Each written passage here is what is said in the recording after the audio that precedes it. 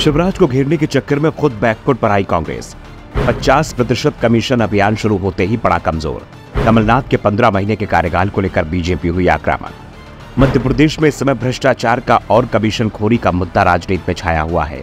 प्रियंका गांधी, कमलनाथ सहित कांग्रेस के तमाम नेताओं पर शिवराज सरकार को 50% कमीशन की सरकार बताने पर एफआईआर हो चुकी है। दावा किया जा रहा है कि फर्जी पोस्ट के आधार पर शिवराज सरकार पर आरोप लगाए गए हैं। इस समय कांग्रेस की ओर से 50% कमीशन वाले अपने आरोपों का बचाव किया जा रहा है, लेकिन क्या जनता पर इसका असर होगा? क्योंकि कर्नाटक में जिस तरह से 40% सरकार का कांग्रेस का प्रयोग सफल रहा था, वैसे ही मध्य प्रदेश में भी यह सफल होगा। जबकि मध्य प्रदेश में तो शिवराज सरकार के समय पर कई घोटाले सामने आए हैं। हाई कोर्ट से लेकर सुप्रीम कोर्ट तक इन घोटालों पर कठोर टिप्पणी हो चुकी है। फिर भी सवाल उठ रहे हैं, कांग्रेस भ्रष्टाचार का मुद्दा सही ढंग से नहीं उठा पा रही है। उल्टा इस मामले में बीजेपी ही फ्रंट फुट पर खेलती दिखाई दे रही है। 50% कमीशन सरकार के खिलाफ बीजेपी करप्ट नाथ कमलनाथ और श्रीमान बंटाधार दिग्विजय सिंह का कैंपेन शुरू करने का संकेत दे चुकी है। बीजेपी नेताओं की ओर से साफ कर दिया गया है कि अगर कांग्रेस 50% कमीशन सरकार का मुद्दा उठाएगी तो वो भी करप्ट नाथ का अभियान तेज कर देंगे।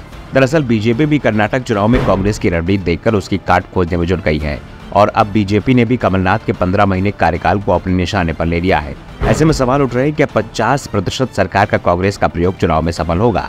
बीजेपी दबाव में तो दिखाई दे रही है, लेकिन पार्टी बैकफुट पर जाने को तैयार भी नहीं दिख रही है। दरअसल मध्य प्रदेश में इस बार बीजेपी ने शिवराज को खुलकर खेलने की छूट भी दे दी है। कर्नाटक में बसवराज बोम्मई पर अंकुश लगाने की कीमत बीजेपी सत्ता गवा कर चुकी है।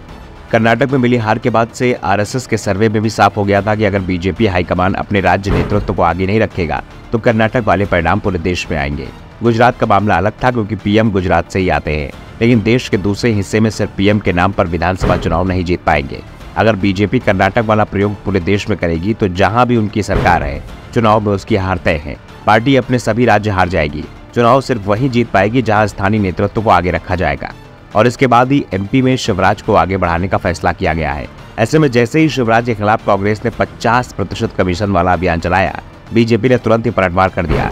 पहले तो 41 एफआईआर दर्ज करा दी और फिर जिस वायरल पत्र को लेकर कांग्रेस ने आरोप लगाए थे उसकी सच्चाई भी सामने रख दी। दरअसल ज्ञानेंद्र अवस्थी नाम के व्यक्ति के नाम से एक पत्र वायरल हुआ। इसमें 50% कमीशन मांगने का जिक्र किया गया।